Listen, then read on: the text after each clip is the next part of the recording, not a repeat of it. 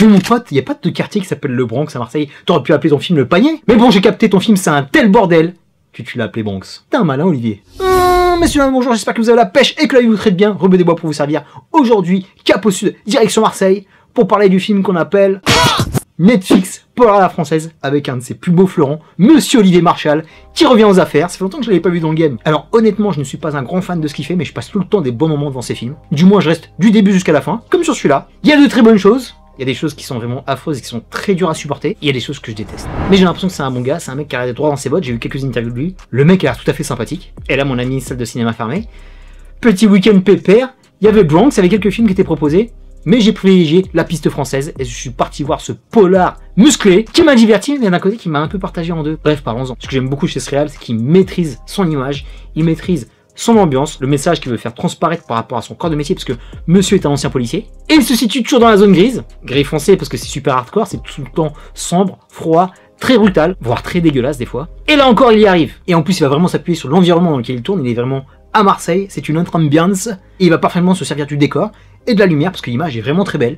Idem pour la restitution d'une ambiance de commissariat, où le taux de testostérone va exploser le plafond. Autre chose qu'il maîtrise bien, c'est vraiment la peinture des keufs et des bandits. Et surtout quand ces deux vont se rencontrer. J'ai beaucoup aimé vraiment l'introduction, la scène du début avec Gérard Lanvin. Et aussi, ça fait longtemps que je l'ai pas vu dans les parages. Il a pris un petit coup de vieux de loulou. La scène était bonne et juste. Il y en a d'autres qui sont un peu moins justes, un peu plus loin. Mais celle-là, elle passait très bien. Et autre chose que j'aime beaucoup chez lui, c'est la furie.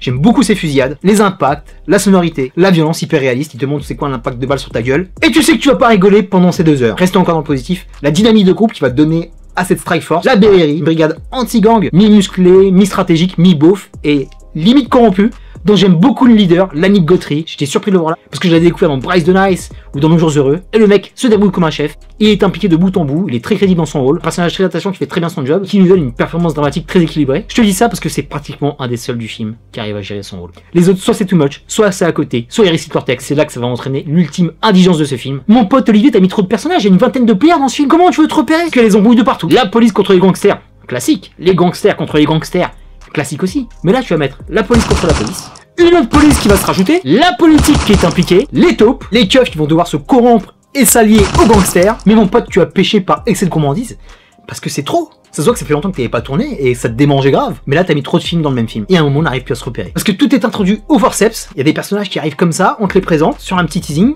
Quand je pense à la nana de la police des polices, quand je pense à la fille de Jean Reno, tu sais qu'ils vont servir à quelque chose dans l'intrigue, mais en fait, vu qu'elle tourne 2 minutes, t'en as rien à foutre d'elle, quoi, quelque part. Et pourtant, ils sont pas mal. J'aime beaucoup le commissaire, Monsieur Compana. Ce blaze, purée. Comment il est stéréotypé. Le mec qui me fait penser à un Francis Cabrel en mode dépression. Il doit avoir 1 milliard d'ulcères. Il est tellement blasé de ce qui se passe, tu vois. Dès qu'il fait son rapport, le gars, limite, il chuchote. Bon, on a eu 9 morts. Il y en a 4 qui sont blessés graves.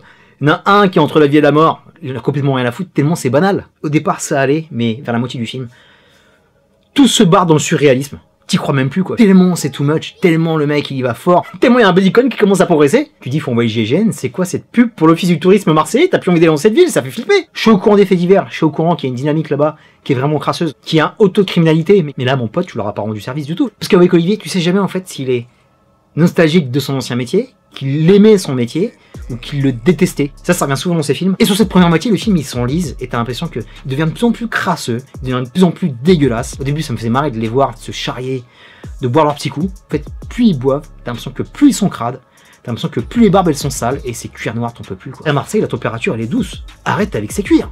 Et t'as l'impression d'être crasseux avec eux. Plus le film avance, plus tu pues, parce que plus le film s'enfonce dans quelque chose de sale. Et pareil, il y a une phrase qui revient à la fin par rapport à un personnage qui nous utilise comme quelqu'un d'important, mais en fait elle va dire une seule phrase, la pauvre. La mère Macrel qui lui explique qu'il y a juste une plaque qui sépare la police des gangsters, parce que les mecs font le même métier, ils bouffent la même tambouille. C'est là que c'est vraiment triste, parce que ce film était légèrement tenu, mais après il est parti complètement en couille. On n'est plus à Marseille, on n'est plus en France, on est dans une city, mon pote. Ça fait des drive-by, ça bute à tout va, il n'y a plus aucune mort qui te chope, parce que dès que tu montes le casting, dès que tu montes les gueules, tu sais qui est qui va faire quoi. T'as plus aucune surprise. Autant j'avais un énorme degré d'incrédulité par rapport à tout ce qui s'est passé avant, mais sur cet épilogue, mon pote, tu veux pas me le vendre. Parce qu'à un moment, il y a des lois, tu vois. Et là, mon pote, c'est du nawak. Son nom, qu'est-ce qui s'est passé, Olivier? T'as vu Narcos Mexico et t'as voulu faire la même? Parce que là, mon pote, je suis désolé, Parce que franchement, je t'aime bien. C'était un The Shield du pauvre. Et j'en suis triste, putain. Quelque part, je passe un bon moment, je me détendais. Parce que après, c'est dans la digestion qu'on essaie de recoller tous les bouts et essayer de comprendre cette histoire que t'es en train de nous vendre. Bah non, moi j'y crois pas. Je sais qu'il peut tout arriver dans ce monde en 2020 avec tout ce qui est en train de se passer en ce moment. On vit dans un monde violent, un monde qui est en train de basculer dans du sale. Mais là, mon pote, noir c'est noir. Je demandais un peu de réalisme, mais aussi un peu de lumière qu'il y avait dans les autres films. Quand je voyais 36 quai des Orfèvres et les autres, il y avait toujours un petit truc chatoyant qui te disait qu'il y avait un futur possible. Les mecs n'étaient pas tous des bâtards. Et bah dans ce film-là, c'est à peu près tous des enculés. À part le voisin pêcheur de Richard, mais tout le monde est acheté dans ce truc-là, c'est un truc de fou quoi. Allez, le petit bœuf carotte qui essaie d'intervenir et d'aider Richard,